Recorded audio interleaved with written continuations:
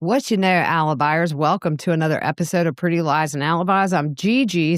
We are going to break down the afternoon session in the Brian Walshe trial. This won't be too long. This was mainly going through items of evidence with the forensic scientist and what tested positive for blood. They took items from the house as well as items from that trash pull. But first, we had a very quick witness, Gregory Duneen. He works for a parent company of Stop and Shop. They show a video of Brian at self-checkout, and they bring in the receipt showing he bought 3 bottles of ammonia. The next witness, Matthew Sheehan, he works for the Massachusetts State Police Crime Lab, and on January 8th, he was asked to report to Brian's home to look for blood evidence. They found a knife in the cabinet, and the screening test for blood was positive on the blade. In the basement, in the back right corner, he found stains on the concrete floor that he tested. All of those were positive for blood, but there were also other areas that did not test positive. At the end of the day, the house was secured and they returned the next day to continue working, and that would have been January 9th.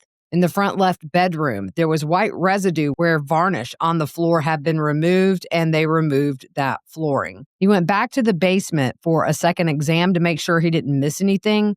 He went to an area where there were trash bags and then back to that area that he tested the day before and got those positive results.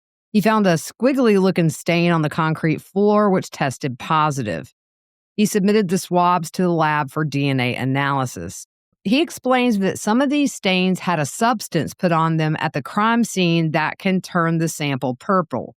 That can also mess with the presumptive positive test. So if a sample had that purple staining, he would preserve the sample for DNA testing. He also tested items from that trash pull. Let's go through what tested positive. The shears, the head of the hatchet, a piece of carpet, towels, men's slippers that also had hair on them.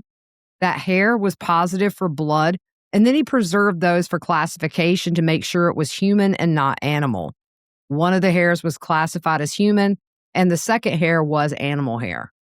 He also swabbed the inside of those slippers for skin cells for DNA testing. Also positive, a Scrub Daddy sponge, a rug sample, and on the hacksaw, the blade on the opposite side from the handle and the blade where it attaches to the frame. The hammer face area, plastic painter sheet, tissue paper or paper towels, a white towel, a wipe, a Tyvek suit, and he also swabbed the interior because there were stains on the inside, and he wanted to see if he could get skin cells. Some of those key items were preserved for DNA testing, but not all. They try to pick items that have the most forensic relevance and what would answer as many forensic questions as possible. He said if you tested everything, it would create a huge backlog in the lab. Now, we'll hear about these DNA results when the DNA expert testifies. And that was pretty much it for his direct. It took a while because you go through each picture and then he has to recite the item number. So I just broke it down and told you what was positive. On cross, this dude hollers nonstop, and he sounds very aggressive with a very benign witness. And I have to say, pretty much every trial I've been in, when you have an attorney who acts like this, the jury typically looks really uncomfortable and they don't seem to like it very much. But let's go. He said there have been multiple officers in and out of the house for several days who were not wearing any protective garments or booties. And he says it's important to maintain the integrity of the home before collecting samples. When you try to make conclusions about things taken from different areas of the home, knowing people have been in and out of the house, you can't tell the jury how the biological samples were deposited in certain areas, and the witness says no.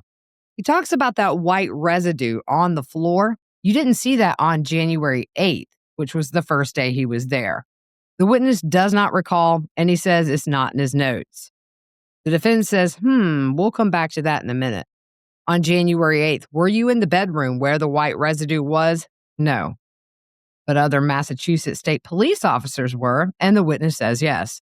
The defense, when you went up on the 9th, that's when you first saw the white residue on the floor. The flooring was dug up where you saw the white residue. You examined the area after the flooring was removed? Yes. He said the reason that they removed the flooring was to look for biological evidence. But the witness said they did not find any blood.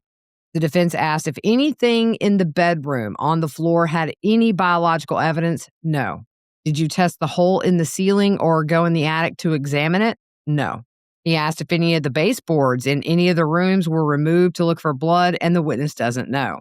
There were no stains on the bed, but the defense says even if you didn't see stains, you can check to see if there's anything you missed. You have chemicals and tools to help you detect biological substances. The witness says yes, and that test can be done on any surface, including fabric. And that is where we left off for the day. I had to jack my headphone volume down like halfway so this defense attorney didn't bust my eardrums. Tomorrow, join us at 9 a.m. We'll be live streaming day 7 in the Brian Walshe trial. And again, I'll update midday and then evening session, which may be a little late because my daughter cheers at a basketball game tomorrow night and Mama will be there. That's it for today. I hope you guys have a good rest of your evening and we will see you soon.